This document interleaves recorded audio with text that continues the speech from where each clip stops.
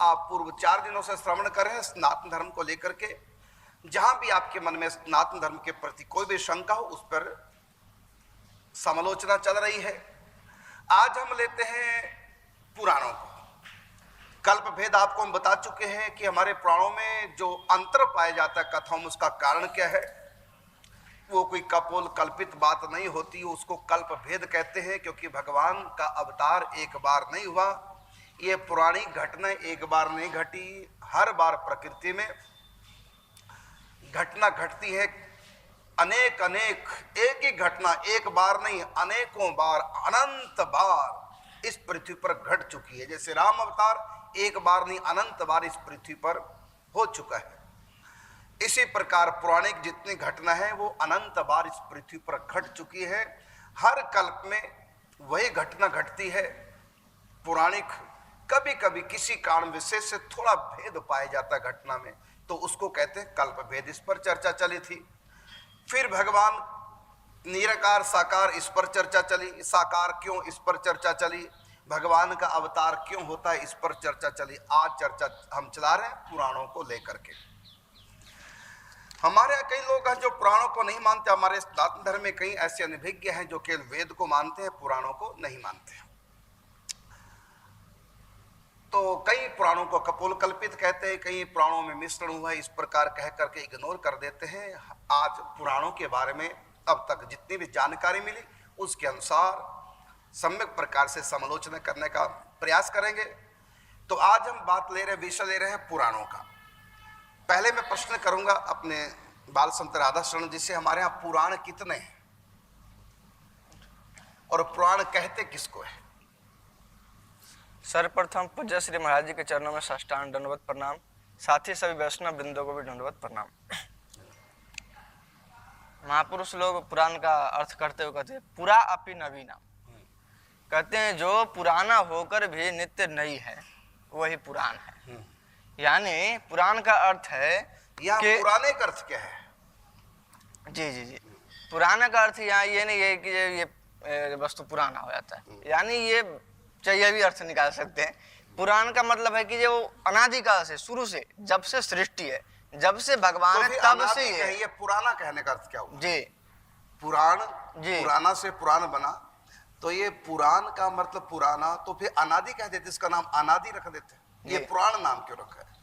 तो इसका अर्थ पुराना आपने बिल्कुल ठीक कहा है। तो यहाँ पुराने शब्द का अर्थ क्या है, हमारे श्रोता को बताएंगे? जी, पुराण का मतलब यही अर्थ किया, जैसे पूरा, पूरा अपि नवीनम। पूरा का मतलब होता है शुरू में, जैसे गीता में ठाकुर जी कहते हैं, अर्जुन कहता है भगवान से अपरम भवतो जन्मा, परम जन्म विवस्वता। तो वहां भी शब्द परम यानी पर शब्द लिया गया, पर से ही परा शब्द बना है। तो वहां भी कहते हैं आपका जन्म तो अभी हुआ है, अपरम भवतो जन्म, आपका जन्म तो अब हुआ है, और आप कह रहे हैं आपने सृष्टि के शुरुआत में सूर्य के आपने ये गीता का उपदेश दिया, तो ये तो गलत बात लगती है। तो वहां भी पर शब्द लिया गया है, परम शब्द लिया गया है इसी से। यानी कि ये पहले, परा का मतलब होता है पहले, बहुत प्राचीन में, मतलब बहुत शुरू में, सृष्टि में। तो ये परा का अर्थ है। अभी आप ढंग से समझा नहीं पा रहे हैं। जी जी, पुराण का अर्थ क्या है? पुराना आपने बताया, बिल्कुल ठीक, यहाँ तक आप बिल्कुल ठीक है जी। फिर पुराने का अर्थ क्या हुआ? अभी आपकी परिभाषा ये बता रही है जो अनादि है, ये कहना चाह रहे हैं जो आदि, शुरुआत, ये यही का अर्थ है ना, लेकिन ये पुराण का अर्थ नहीं है। अच्छा, गीता में ठाकुर ने कहा है त्वादि पुरुषः पुराणः। हाँ, अब देखिए ठाकुर जी का नाम भी पुराण है। जी जी जी, ठाकुर जी का परमात्मा का भी एक नाम पुराण है। जी जी जी। तो श्री कृष्ण का एक नाम पुराण है, उसका अर्थ क्या हुआ ये बताइए? कृष्ण को पुराण क्यों कहा गया? जी जी, पुराण का अर्थ यही है कि वो माने अनादिकाल से उनका फिर अनादि जब कह दिया, फिर पुराण कहने का अर्थ क्या हुआ? जी जी जी, जब अनादि कह दिया ये तो फिर पुनरुक्ति दोष हो गया। तो आप पुराण का अर्थ अनादि या आदि क्यों लगा रहे हैं? माने सबसे पहले। जी नहीं, थोड़ा सा पुराण का अर्थ है जो पहले हो चुका है, जी, जो पहले घट चुका है उसको पुराण कहते हैं। तो श्री कृष्ण का नाम पुराण क्यों पड़ा? क्योंकि इससे पहले भी कल्प में श्री कृष्ण हो चुके हैं। जी जी, प्राचीन, हाँ वही हो, उसका खोल के। तो मैं कई इशारे की पुराण तो ठीक है पुराना, लेकिन पुराने का अर्थ क्या हुआ यहाँ? तो पुराने का अर्थ हुआ कि सृष्टि एक बार नहीं बनी। इस सृष्टि से पहले प्रलय था, सृष्टि नहीं थी, उससे पहले फिर सृष्टि थी, उस सृष्टि में भी श्री कृष्ण अवतार हुआ। उस सृष्टि से पहले प्रलय था, प्रलय के पहले फिर सृष्टि थी, उसमें फिर श्री कृष्ण का अवतार हुआ। हर कल्प में कल्प कल्प प्रभु अवतरी, हर कल्प में भगवान का अवतार हो चुका है। तो यहाँ श्री कृष्ण को पुराण इसलिए कहा गया है, पुराण पुरुष। तो पिछले कल्प में भी श्री कृष्ण का अवतार हुआ था, इसलिए पुराण है। तो जो हर कल्प में जो घटना घटती है वो जिन ग्रंथों में लिखी है उस ग्रंथ को कहते हैं पुराण। इतिहास अलग वस्तु होती है, पुराण अलग वस्तु होती है। पुराण उसको कहते हैं जो हर कल्प में घटना घटेगी। श्री कृष्ण हर कल्प में अवतार लेंगे, राम हर कल्प में अवतार लेंगे। तो पूर्व कल्प में जो है वो वर्तमान में पुराण का कहलाया जाएगा। अर्थात श्री कृष्ण अवतार पहली बार नहीं हुआ, ये हर कल्प में कृष्ण अवतार होता है। ब्रह्मा के एक दिन में एक बार कृष्ण अवतार होता है। तो हमारे पुराणों में जिन भी महापुरुषों के चरित्र आए हैं, चाहे भगवत अवतार, चाहे महापुरुष, चाहे राजा, चाहे महापापी भी क्यों ना हो, वो सब पुराण पुरुष कहलाते हैं। रावण भी पुराण पुरुष है। अर्थात जब राम का अवतार, इससे पिछले कल्प में जब राम अवतार हुआ था उस समय भी रावण हुआ था। जो हर कल्प में अवतार लेते हैं उनको कहते हैं पुराण पुरुष। अच्छा, इसी बात को और सिद्ध किया भागवत में। आपने संकेत तो कर ही दिया है। जब क्यों रहे जी जी, जबकि कई बार मैं बता चुका हूँ जी जी जी जी, पुराण का अर्थ, फिर चूक गए, कहाँ रहता दिमाग। तो जब सृष्टि की आदि में ब्रह्मा जी जब ये भूल के ध्यान ही नहीं रहा कैसे सृष्टि करेंगे, तब उस समय ठाकुर जी ने उनको चतुश्लोकी भागवत पुराण का, महापुराण का उनको उपदेश दिया था। तो वो पुराण क्या था? यही था, जो पहले जैसे तुम कर चुके हो वैसे, सही कह रहे हैं जी, वैसे इसको भी करवाए। सृष्टि के वर्तमान सृष्टि के आदि काल में, वर्तमान सृष्टि के आदि काल में जब ब्रह्मा जी को आज्ञा दी सृष्टि की रचना करो, तो ब्रह्मा जी ने कहा कैसे करूं, मुझको क्या पता कैसे करनी। तो भगवान ने पुराण का ज्ञान दिया, अर्थात पुरानी सृष्टि, पिछले कल्प की सृष्टि। ब्रह्मा जी भूल गए प्रलय के बाद की सृष्टि कैसी थी। भगवान ने पिछले कल्प की सृष्टि का पूरा ज्ञान करा दिया और ब्रह्मा जी समझ के कॉपी पेस्ट करना है। तो पुराण का अर्थ हुआ जो हर बार घटना घटेगी। निम्बार्क भगवान भी पुराणिक महापुरुष है। ये भी कल्प भेद, कल्प पर निम्बार्क भगवान आते हैं। जब भी राधा कृष्ण अवतार होता है, राधा कृष्ण अवतार के लीलाओं का संवरण होता है, उसके तुरंत बाद हर बार सुदर्शन चक्र आएंगे निम्बार्क भगवान के रूप में। अब की बार निम्बार्क भगवान इस सृष्टि में इस कल्प में कहाँ अवतार लिए? गोदावरी नदी के तट पर मूंगी नाम का ग्राम आज भी है, और ये पैठण के पास पड़ता, कोई 10-12 किलोमीटर की दूरी पर। हम गए वहां, दर्शन किए जन्मस्थली के, अवतरण स्थली के। तो अब की बार निम्बार्क भगवान का अवतार हुआ है मूंगी में, और एक कल्प में, माने इससे पिछले कल्प में निम्बार्क भगवान का अवतार हुआ था नैमिषारण्य में, और उससे पहले कल्प में भगवान का, निम्बार्क भगवान का अवतार हुआ था द्वारिका में, और उससे पहले कल्प में भगवान निम्बार्काचार्य जी का अवतार हुआ था नीम गांव सुदर्शन कुंड, जहां वर्तमान में है। अब बताइए, निम्बार्क भगवान 4 जगह जन्म लिए हैं, इसका अर्थ है कि 4 कल्पों में अलग अलग निम्बार्क भगवान। तो ये भी पुराणिक महापुरुष हैं। तो आप पुराण पढ़ के देखो, पुराणों में जिन जिन की भी चर्चाई है वो हर कल्प में वो घटना घटेगी, और जो हर कल्प में घटना नहीं घटती, पहली बार घटी, उसको हम इतिहास कह देंगे, वो पुराण नहीं है। तो ये अब आप समझ गए पुराण कहते किसको है। जो घटना घट चुकी है इसका नाम पुराण नहीं है, जो घटना हर कल्प में घटेगी उसका नाम पुराण है। तो राम अवतार हर कल्प में होगा। ब्रह्मा जी का एक दिन में 14 मनवंतर जब पूरे हो जाते हैं तो महाप्रलय आ जाती है, सृष्टि समाप्त हो जाती है, लेकिन ब्रह्मलोक रहता है। ब्रह्मा विष्णु महेश तीनों लोक रहते हैं। तो जब प्राकृतिक प्रलय आती है, जब ब्रह्मा की 100 साल की आयु पूर्ण हो जाती है, तब सारी प्रकृति समाप्त होती है।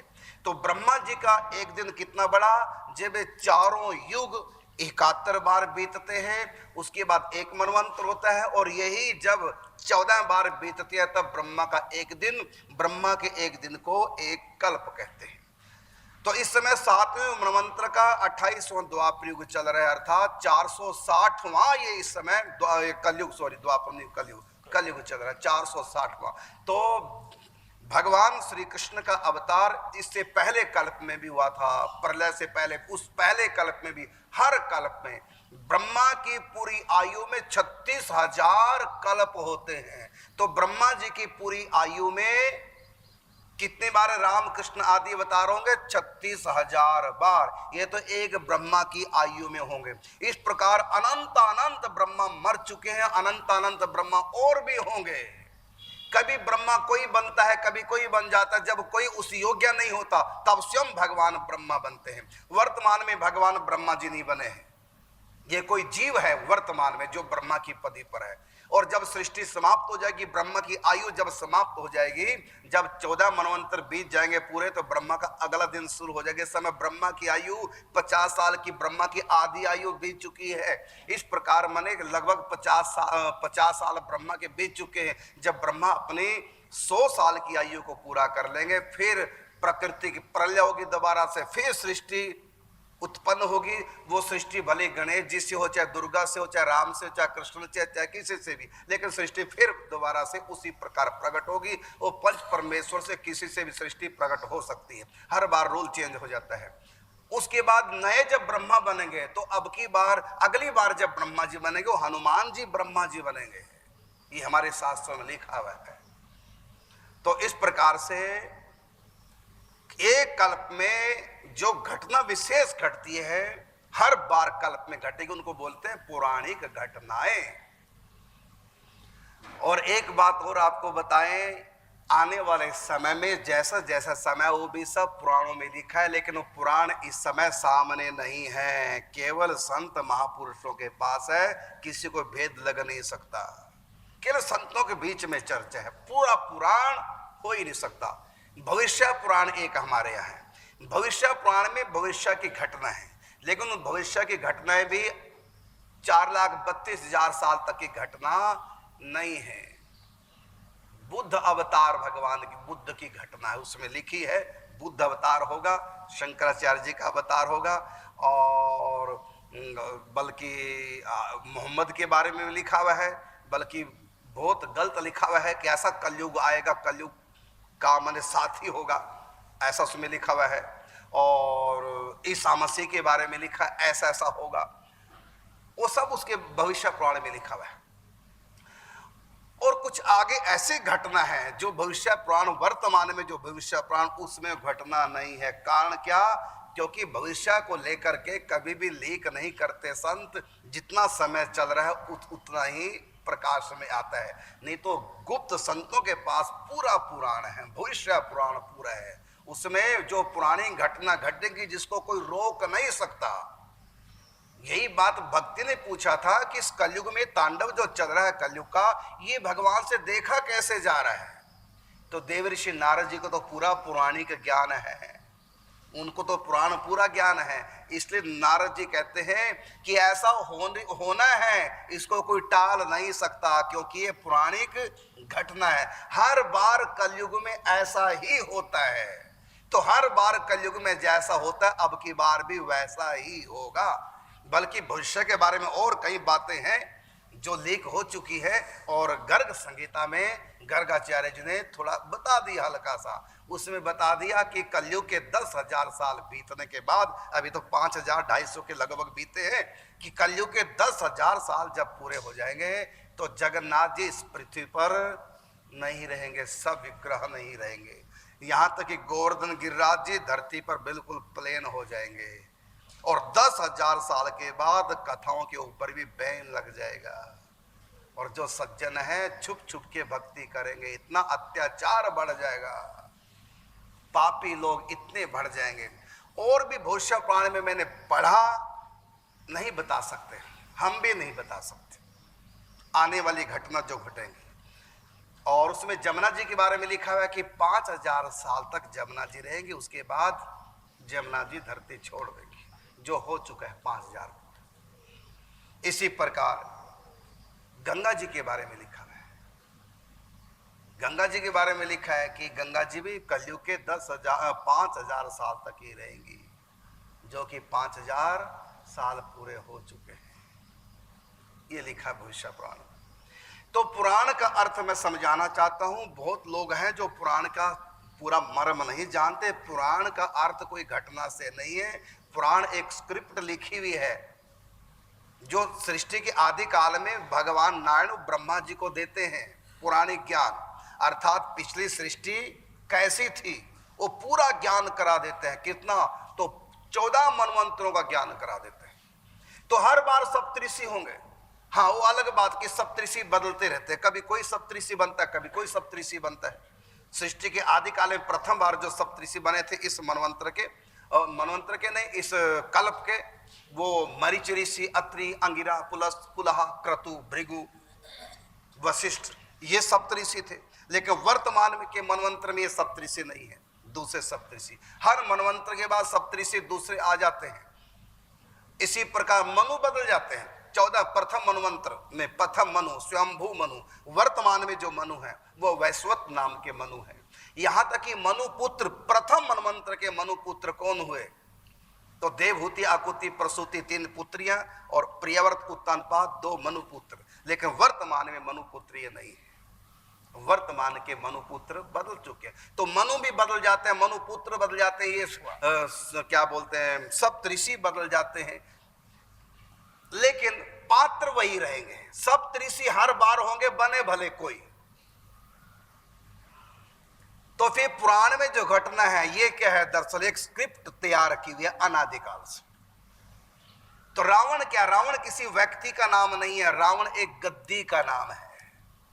हर बार रावण होगा, बने भले कोई रावण।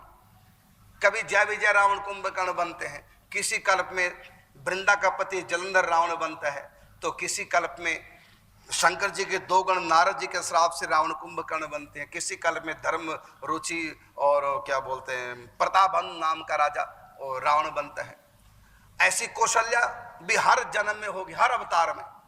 ऐसी महाराज दशरथ भी होंगे। बस कभी महाराज दशरथ कौशल्या कश्यप अदिति बनेंगे, कभी महाराज दशरथ कौशल्या कौन बनेंगे? तो मनु शत्रुपा। आप भी बन सकते हैं अगले सृष्टि में, कोई भी बन सकता है। तो ये जो पौराणिक घटना है, दरअसल ये पौराणिक व्यक्तियों की घटना नहीं है, ये एक पात्र, एक माने ये कह लो आप अपनी भाषा में सिंपल सी कहूं जो समझे कि उपन्यास है। तो उसके आधार पर हर उसमें कल्प में वो घटना घटेंगे। लेकिन मैं कहना चाहूंगा कि पात्र आत्माएं बदल जाते हैं। पूतना हर बार होगी, कभी कोई पूतना बनेगी, कोई अब की बार पूतना कौन बनी थी? राजा बलि की पुत्री रत्नमाला पूतना बनी थी, और अगले कल्प में कोई और पूतना बनेगी। तो मतलब आत्माएं बदलती रहेंगी लेकिन पात्र रोल वही रहेंगे, ज्यों का त्यों। इसी तो ये घटना जहां पर है उन्हीं घटना को कहते हैं पौराणिक घटना। तो इसी प्रकार निम्बार्क भगवान पृथ्वी पर आए तो सुदर्शन चक्र आए। किसी कल्प में और कोई निम्बार्क बन के आ सकता है, और यदि कोई उस योग्य न हो तो फिर स्वयं सुदर्शन चक्र आ जाते हैं। तो जितने भी पात्र हैं, दरअसल ये पात्र एक पदवियां हैं, एक पद है कर्मों के अनुसार। अब वर्तमान में कौशल यशोदा कौन बनी? तो धरा नाम की ब्राह्मणी। नंद बाबा कौन बने? तो द्रोण नाम के वसु। ये बने हैं नंद बाबा। और अगले कल्प में कोई और आत्मा नंद बाबा यशोदा बनेगी, लेकिन नंद यशोदा होंगे जो। तो ये जो है पात्र जो है, जैसे रामलीला होती है ना, रामलीला, या कोई पिक्चर लगा लो, कोई पिक्चर बनती है, काल्पनिक पिक्चर होती है, लेकिन ये सत्य है। तो जो पिक्चर होती है पहले एक उपन्यास की तरह वो पूरा स्क्रिप्ट तैयार की जाती है, उसके बाद देखा जाता है कि इसके रोल के लायक कौन है, उनको रोल मिल जाता है, पिक्चर तैयार हो जाते हैं शूटिंग के बाद। बस ये असत्य कपोल कल्पिता वो सत्य घटना घटती है। तो यहां तक कि मैं आपको बताना चाहूंगा, यदि उस रोल के योग्य कोई नहीं है तो स्वयं भगवान अपने धाम से अवतार लेके भेजते हैं। जैसे यहां तो राजा बलि की पुत्री रत्नमाला पूतना बनी। अगली बार जब श्री कृष्ण अवतार होगा, यदि पूतना के योग्य कोई नहीं हुआ तो उस समय भगवान का कोई धाम से पात्र श्राप का बहाना करके उसको पूतना बना देंगे, वहां से श्राप मिल जाएगा। तो इस प्रकार से यदि कोई पात्र योग्य नहीं उस नायक खलनायक के होता है पुराणों के अनुसार सृष्टि में, तो भगवान के धाम से ही खलनायक बन के कोई ना कोई आ जाता है। ये है पौराणिक घटना, इसको बोलते हैं पुराण। अब आप समझ गए होंगे पुराण का अर्थ क्या है। पुराण का अर्थ हुआ एक ऐसी सृष्टि की स्टोरी जो स्वयं परमात्मा की रची हुई है और अनादि काल से रची है, और हर कल्प में वो घटना घटेंगी, लेकिन सारी घटना नहीं होंगी। जो पुराणों में लिखी वो घटना तो हर बार घटेंगी सृष्टि में। इसके अलावा अरबों खरबों प्रकार की घटना जो पुराणों में नहीं, वो हर बार नई नई घटेंगी। लेकिन ये पौराणिक पात्र हैं, इसलिए भगवान श्री कृष्ण का एक नाम है पुरुष पुराण, पुरुषोत्तम अर्थात पुराण। तो पुराण का अर्थ हर बार श्री कृष्ण भी आएंगे अवतार लेकर, हर बार आएंगे। हर बार कंस होगा, कभी कालनेमी कंस बनेगा, अब की बार कालनेमी कंस बना। अगली बार जब कृष्ण अवतार होगा 7वें मनवंतर के 28वें द्वापर युग में, प्रलय के बाद जब दोबारा से सृष्टि रची जाएगी, जब 7वें मनवंतर का 28वां द्वापर युग आएगा, फिर कोई ना कोई कंस बनेगा। अब की बार कालनेमी कंस बना, अगली बार कोई और बन जाएगा। यदि कोई भी कंस के लायक नहीं है तो भगवान के धाम से किसी को श्राप दिलवा के भेज देंगे, जाओ जी तुम बनो कंस, तुम करो रोल। यह है पुरानी घटना। तो मैं एक बात और बताना चाहूंगा पुराणों को लेकर के, कि जितने भी पात्र हैं वही रहेंगे, आत्माएं बदलती रहते। कभी किसी को कोई रोल मिल जाएगा, कभी किसी आत्मा को, लेकिन इसमें राम कृष्ण कोई दूसरा नहीं बनता, वो राम कृष्ण ही आते हैं। हाँ, एक बार कालिका पुराण की घटना है, क्योंकि वो भी उप पुराण है कालिका पुराण। कालिका पुराण की घटना, एक बार गोलोक धाम से श्री कृष्ण अवतार लेके नहीं आते, उस समय भगवती काली कृष्ण का अवतार लेती हैं और स्वयं भगवान शिव राधा रानी का अवतार लेते हैं, और जो महाविष्णु हैं वो अवतार लेते हैं बलराम जी का। ये भी एक घटना है। और एक बार की और घटना है, जब ना शंकर जी काली कृष्ण बनी, ना स्वयं श्री कृष्ण आए, बल्कि एक जीव को, कौन सा जीव, जो पूर्व कल्प में भगवान के अंदर लीन हो चुका था अहम ब्रह्मस्मि के भाव में, जिसको सायुज्य मोक्ष श्री कृष्ण से प्राप्त हुआ था। तो भगवान श्री कृष्ण उस समय स्वयं ना करके उस एक आत्मा को भेज देते हैं जो ज्ञान मार्ग से श्री कृष्ण में लीन हुई, जाओ अब तुम मेरा रूप हो चुके हो, अब तुम जाके अवतार लो। वो जीव था, उसमें फिर क्या हुआ, उसने मानव देह धारण किया। भगवान का तो देह होता नहीं, लेकिन वहां देह हुआ। और उस कल्प की लीला में होता है कि उनका अग्नि संस्कार भी होता है, वो कल्प भेद की लीला है। और श्री जगन्नाथ जी उन्हीं का स्वरूप है, ये कल्प भेद की लीला है। तो सनातन धर्म को जानना इतना आसान नहीं, ना किताबें पढ़ के जान पाओगे और ना संसार की विद्या प्राप्त गुणी कितने भी बन जाओ नहीं जान पाओ। कब तक? कहा कि जब तक संत शरण नहीं आए तब तक मन भरमाए, धर्म कोई जान ना पाए, मर्म कोई जान ना पाए। महाराज, इसके विषय में आप भी थोड़ा सा प्रकाश डालेंगे। वैसे तो आप सब कुछ कह दिया लेकिन ये जो है, क्योंकि आपने भी तो सब बातें पढ़ी होंगी। ये जो महाप्रलय हो जाता है, महाप्रलय हो जाने के बाद सारे समिट जाते हैं, तो आप उसका जो सृष्टि का जो रहस्य है, जो जो होना है, वो कोई योग्य व्यक्ति को बोल देते हैं, वही परंपरा रूप से जो आते हैं उसी को पुराण बोलते हैं। बिल्कुल बिल्कुल, यही पुराण है। उसी सृष्टि का जो रहस्य है, कैसे मानव होंगे, कैसे उसकी स्वभाव होगा, क्या क्या करने से भगवान को प्राप्त होंगे, क्या करने से वो दुर्गति प्राप्त होंगे, ये सब जो है एक सूची बना करके एक जो व्यक्ति को बोल दिया जाता है, और बोलने के बाद वो परंपरा क्रम पे जो है बोल आते आते ये महाराज जी ये भी है कि देखो हमारा जो सनातन धर्म है ना, इतना गूढ़ है, इतना गूढ़ तत्व है। सत्य को जानना सबसे कठिन काम है, सत्य को जानना। ये सत्य सनातन धर्म है। अब लोगों के पास समय नहीं है, ग्रंथ नहीं पढ़ते, संतों का संग नहीं करते, कमाना खाना कमाना कमाना, अंत में जाके मर गए जानवरों की तरह, ऐसा जीवन। तो मनुष्य का यही मनुष्यता सबसे पहले कि हम ज्ञान अर्जन करें। लेकिन हम लोग ज्ञान अर्जन जो स्कूलों में कर रहे हैं, कौन सा ज्ञान अर्जन कर रहे हैं? बस कमाना खाने का ज्ञान है बस। इस ज्ञान के बिना भी जानवर पेट भर लेते हैं। ये कोई बड़ा ज्ञान नहीं है जो कमाना खाना हो गया। एक छोटी सी चींटी भी अन्न तक पहुंच जाती है, खाती है और बाकी बचा घर बच्चों के लिए ले जाती है। हम चींटी से ज्यादा काम कर रहे हैं क्या? खाते हैं और थोड़ा बचा के परिवार को, तो वही काम हम कर रहे हैं। कितना बड़ा काम कर लिया। तो ये ज्ञान का फल नहीं है कमाना खाना। ये तो चींटी भी कमा खा रही है, अनपढ़ है तब भी। चींटी भी बिल खोद लेती है, घर वो भी बना लेती है। तो मनुष्य इसलिए नहीं है, मनुष्य ज्ञान अर्जन करें और सत्य ज्ञान, कपोल कल्प नहीं, पंथों का नहीं। पंथों के चक्करों में पड़ेंगे तो अलग अलग पंथ, अलग अलग डफली, अपना अपना राग, अपने अपनी डफली बजा रहे हैं और सब एक दूसरे को गलत कह रहे हैं। लेकिन वो धर्म नहीं, वो पंथ है और पंथ कभी मिलकर रह नहीं सकते आज तक। और ये पंथ जितने बनते हैं ना, एक निराकार को लेके बनते हैं, साकार को लेकर कोई पंथ नहीं बनता। राम कृष्ण दुर्गा शिव अनेक रूपों में मानने वाले भी हम सब सनातनी एक साथ होते हैं। कभी सनातनियों में लड़ाई होती नहीं। कोई शिव का भक्त, चाहे राम का, चाहे कृष्ण का, चाहे दुर्गा का, चाहे गणेश जी का, सारे परस्पर इकट्ठे रहते हैं। एक ही जगह सारे मंदिर बने होते हैं, सारे मंदिरों में प्रणाम करते हैं, यहाँ कोई भेद नहीं। और उनमें एक रूप मानते हैं, निराकार। उसके बाद भी कोई एक नहीं रहते, सब एक दूसरे के पीछे पड़े हैं, सब एक दूसरे, क्योंकि सब कपोल कल्पित है। तो मत में मतांतर होता है, अर्थात मत सबके अलग अलग होते हैं, लेकिन धर्म अलग अलग नहीं। जैसे उदाहरण के रूप में 2 और 2 4 होते हैं, ये मत नहीं है, ये सत है। सत कभी 2 नहीं हो सकते। 2 और 2 कितने होते हैं? 4। सब यही कहेंगे 2 और 2 4।